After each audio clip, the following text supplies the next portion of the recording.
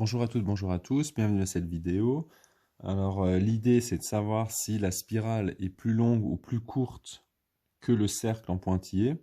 Donc évidemment il ne s'agit pas de répondre au hasard, il s'agit de procéder méthodiquement en faisant des calculs. Donc moi je vais calculer avec des valeurs exactes, donc je vais utiliser ce qu'on a fait en cours, à savoir la longueur du cercle en utilisant 2 fois pi fois rayon, donc 2 fois pi fois r. Je vais utiliser simplement comme unité, ici, un carreau pour une unité. Donc là, je vais mettre ici une unité de longueur. Donc on ne sait pas forcément si c'est des centimètres ou pas, mais en tout cas, moi, je vais prendre ça comme unité de longueur. Donc je vais décomposer déjà la spirale. Donc dans la spirale, on peut partir de là, point A, point B. On a donc l'arc de cercle AB. Donc on va écrire ici.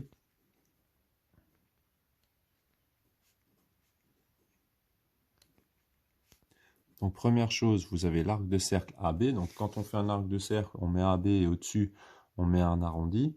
Ensuite, on a l'arc de cercle BC, qui est là. Puis l'arc de cercle CD. Puis DE. Et enfin, EF. Alors, comment est-ce qu'on fait ça? On va simplement essayer de raisonner. AB, c'est la moitié d'un cercle. Pour faire la longueur du cercle, on met 2 fois pi fois rayon. Ici, le rayon, c'est la moitié du diamètre, donc c'est une unité de longueur. Donc moi, je vais simplement mettre 1. Et comme c'est un demi-cercle, évidemment, on n'oublie pas de diviser par 2. On va faire la même chose pour l'arc de cercle BC. On va imaginer le cercle complet. Donc on a 2 fois pi fois le rayon. Le rayon, quand on regarde, c'est 2 unités de longueur. Et on divise par 4. Pourquoi par 4? Parce qu'en fait, ici, c'est un quart de cercle. Et ce sera le vrai pour toute la suite des calculs. Donc on a ici CD. Donc CD, c'est 2 fois pi fois la longueur du rayon. Le rayon ici, quand on regarde, c'est 3. On divise par 4, puisque vous avez ici un quart de cercle. Ensuite, on a DE. C'est 2 fois pi fois la longueur du rayon. On compte 1, 2, 3, 4, 5. Divisé par 4, puisque vous avez toujours un quart de cercle. Et enfin, vous avez la longueur de l'arc de cercle EF. Donc ici, on va chercher le rayon. 1, 2, 3, 4, 5, 6, 7, 8. Donc, longueur du cercle, c'est 2 fois pi fois r. Donc 2 fois pi fois 8, mais comme c'est un quart de cercle, on divise par 4. Et donc maintenant, on va essayer de simplifier un petit peu tous ces calculs. Donc 2 fois 1, 2. Divisé par 2, ça fait 1. Donc on a 1 pi. Alors si vous n'êtes pas convaincu ou si vous n'avez pas compris comment j'ai fait, j'ai simplement mis le pi à côté. J'ai fait 2 fois 1 divisé par 2.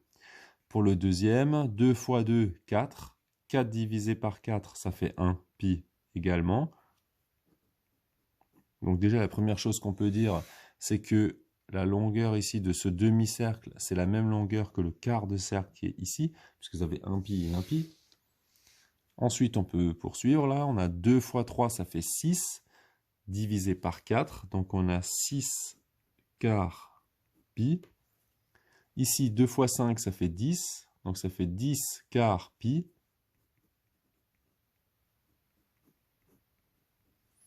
Et enfin, le dernier, vous avez 2 fois 8. Donc ça fait 16 quart pi. Donc 16 quart pi. Donc évidemment, quand vous avez 16 divisé par 4, ça fait 4. 6 et 10, ça fait 16 quart pi.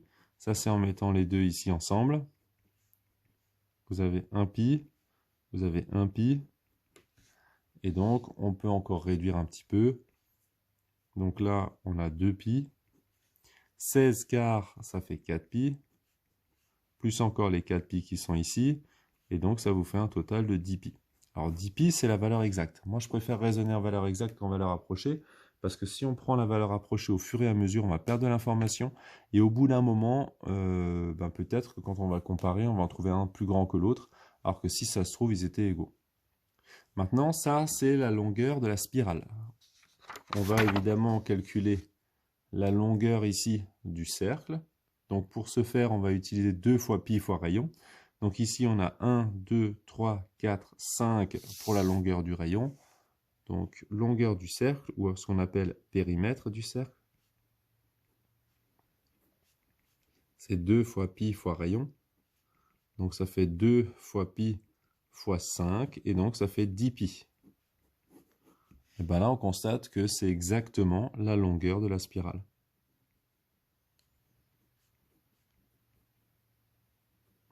Donc finalement, le cercle et la spirale ont la même longueur. Si vous preniez une ficelle, par exemple, vous pouvez essayer ça à la maison, vous prenez une ficelle, vous la découpez, vous la mettez le long ici, ensuite vous coupez le bout pour que vraiment ça fasse la longueur exacte de la ficelle. Et bien quand vous prenez votre ficelle, si vous la mettez ici simplement sur la spirale, vous allez voir que ça prend exactement la même ficelle, donc c'est la même longueur, les deux ont le même périmètre.